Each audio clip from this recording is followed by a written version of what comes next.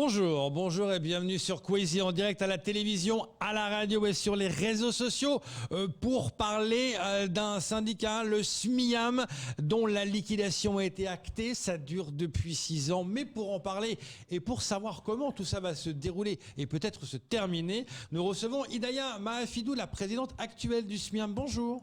Bonjour à vous, bonjour Kama, bonjour à tous les auditeurs qui nous écoutent. Merci d'être là ce matin. Alors, vous êtes là pour une raison précise. Il y a la dissolution, ça dure depuis 6 ans maintenant. On arrive gentiment au bout. Je vous rappelle juste qu'une des problématiques du SMIAM, c'est de devoir répartir un peu les richesses. Il y a aujourd'hui 61 millions d'euros de patrimoine bâti, 362 millions d'euros de patrimoine foncier. On doit répartir tout ça. Il y a plusieurs tranches. Comment ça va se passer ?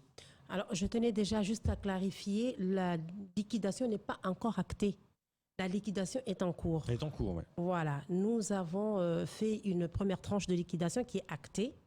La seconde tranche qui a eu lieu, en tout cas, on a fait un travail, une proposition. Il faut que ce soit acté par le nouveau bureau. Et puis une troisième tranche que le nouveau bureau va terminer, ça sera la trésorerie.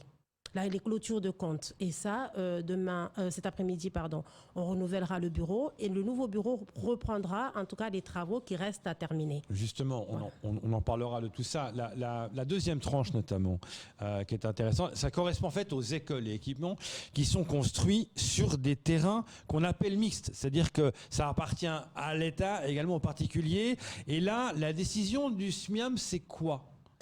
Alors, ça appartient à des terrains mixtes, mais ça peut aussi appartenir à des terrains privés, tout simplement, sur lesquels il y a des indivisions, où il y a beaucoup de problèmes. Et effectivement, ça a été la raison pour laquelle le SMIAM la liquidation a été très, très longue à faire. Vous avez parlé tout à l'heure de 61 millions d'euros patrimoine bâti, voilà, et plus de 300 millions en foncier, etc. Parce qu'il ne faut pas oublier que le SMIAM est le deuxième propriétaire de Mayotte quand même.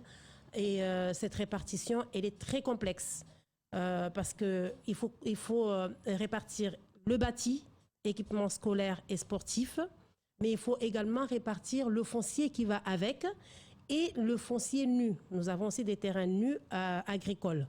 Donc la répartition n'a pas été faite d'une façon, je dirais, comme une liquidation normale.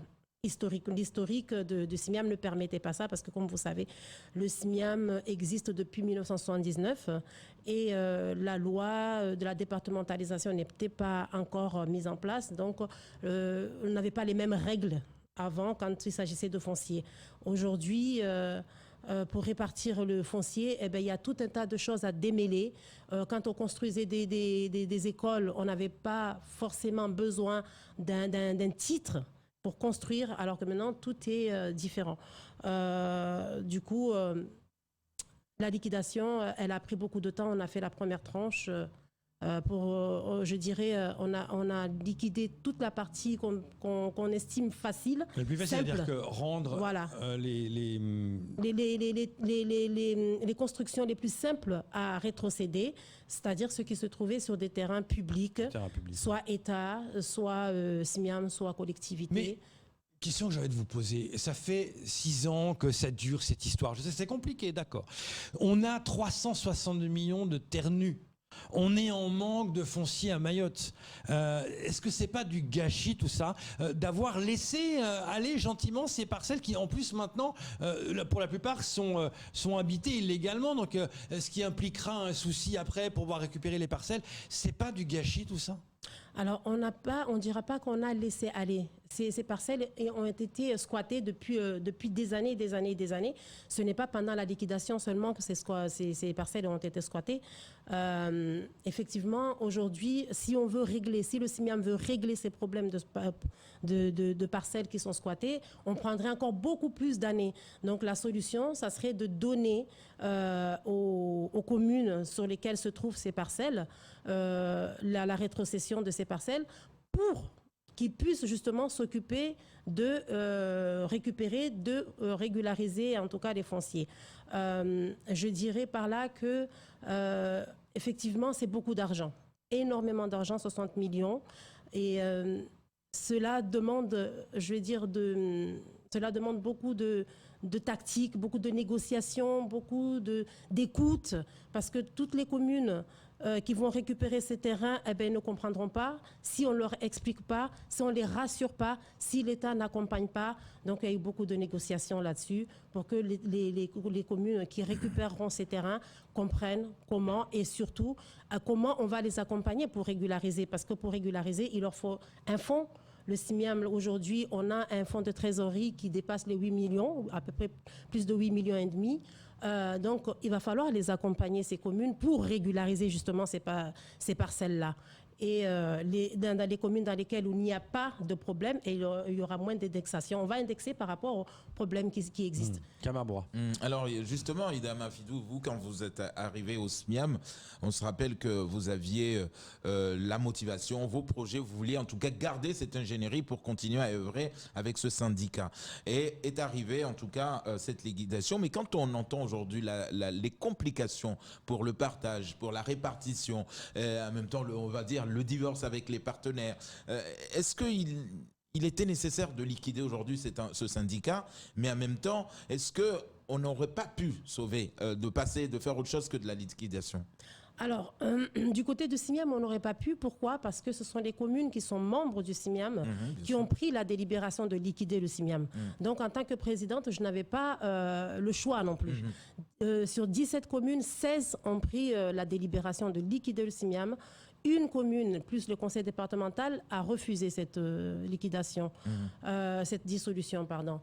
Donc, à partir de là, c'est le préfet qui a pris un arrêté de liquidation, de dissolution.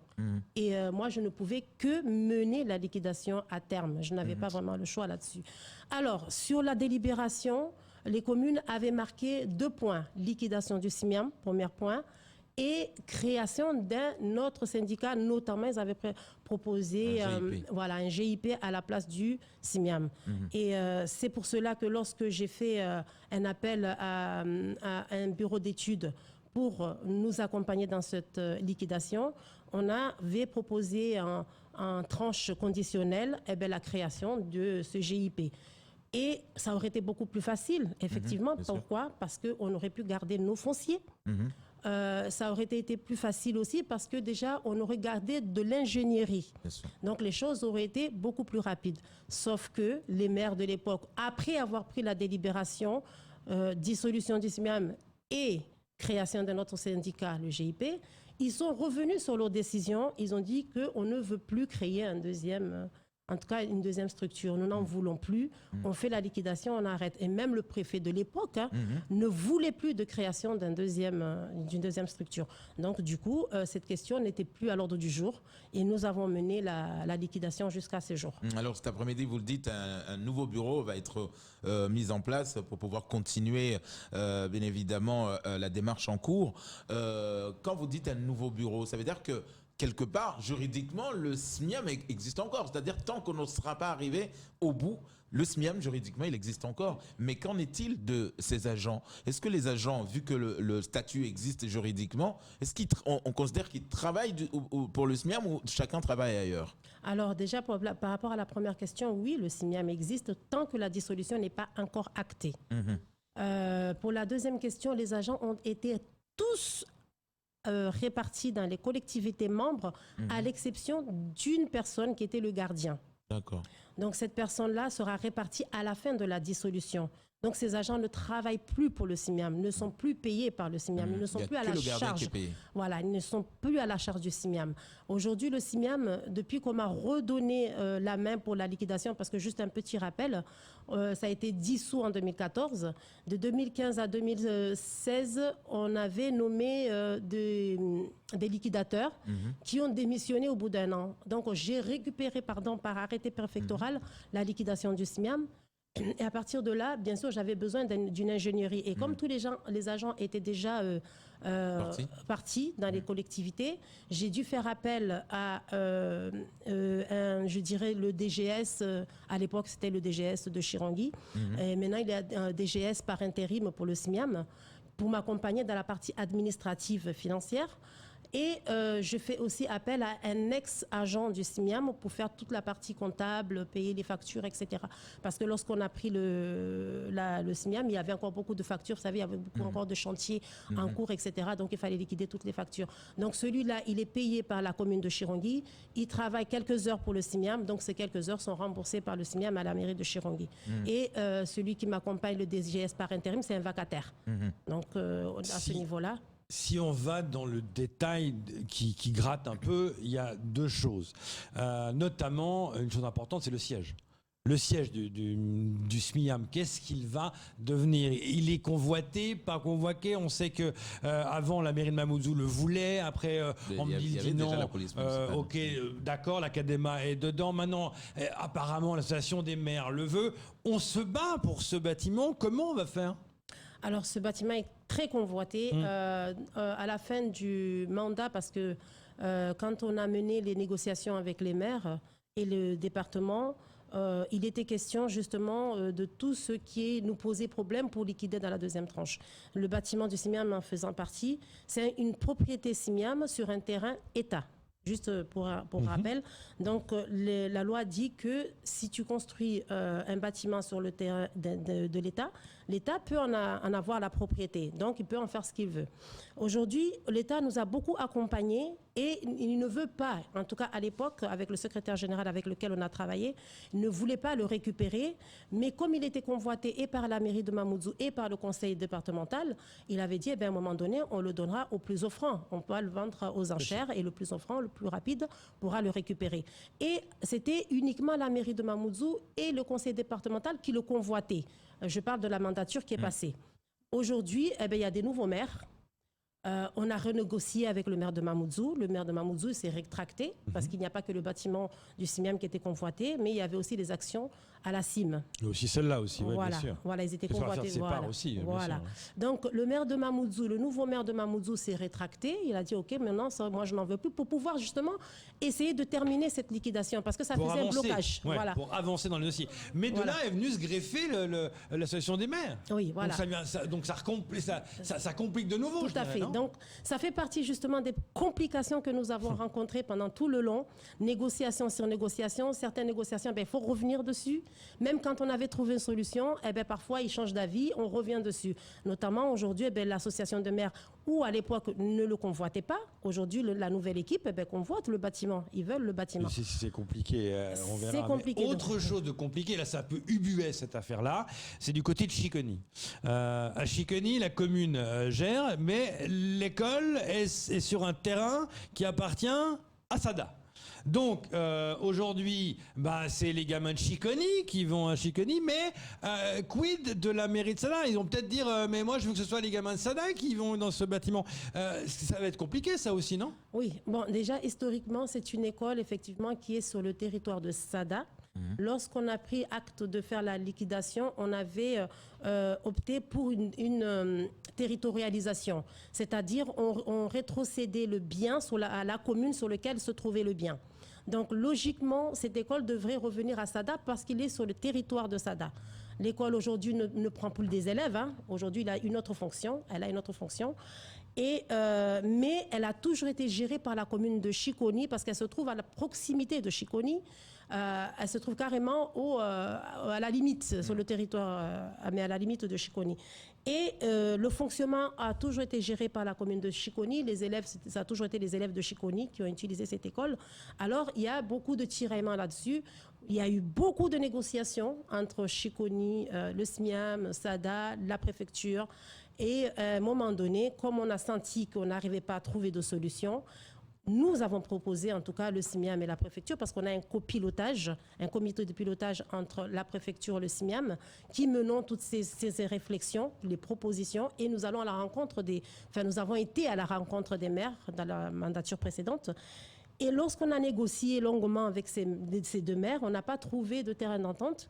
Donc la proposition qui a été faite, qu'on a mis dans la deuxième tranche, ça serait éventuellement rétrocéder cet équipement à l'intercommunalité dans laquelle se trouvent les deux communes pour un intérêt général. L'interco, plutôt que d'avoir le problème bloqué. Alors même ça, un des maires était plus ou moins favorable et l'autre pas du tout. Donc c'est encore de mots, Donc c'est décidément. beaucoup, c'est c'est- pour vous faire comprendre. On voit les blocages. Hein. Voilà. On voit le blocage du bâtiment, on voit le blocage. Ça, c'est des petits détails, mais qu'on comprenne bien que c'est pas seulement bon, on vous rend un terrain, on prend. Non, c'est vraiment compliqué. Cam a une question. Alors, et une après, on va question conclure. plutôt, on va dire, nostalgique. Aujourd'hui, cette ingénierie qui était centrée au SMIAM, donc est dispatchée dans les collectivités, donc ce qui fait que chacun est parti de son côté. On n'a plus cette centralisation de nos moyens aujourd'hui, de notre ingénierie. Est-ce que ça voudrait dire aujourd'hui, Ida Mafidou, que c'est fini, Mayotte, qui avait pu avoir quand même une structure où il y avait toute cette ingénierie, c'est fini, chacun maintenant va travailler de son côté? Alors aujourd'hui, nous avons vous avez les intercommunalités. Elles ont pris beaucoup de compétences, d'accord. Aujourd'hui, à la dissolution du SMIAM, le Quand préfet... on voit ce qui se passe entre Pamandzi et Dzaoudi l'Abattoir et Mamoudzou, on n'est pas rassuré. Le préfet, à l'époque, il avait proposé aux communes de récupérer les constructions scolaires et d'accompagner au niveau ingénierie. C'est vrai qu'il n'y a plus cette centralisation. Je reconnais que cette centralisation était un atout. C'était un atout parce que certaines communes n'en avaient pas du tout de l'ingénierie.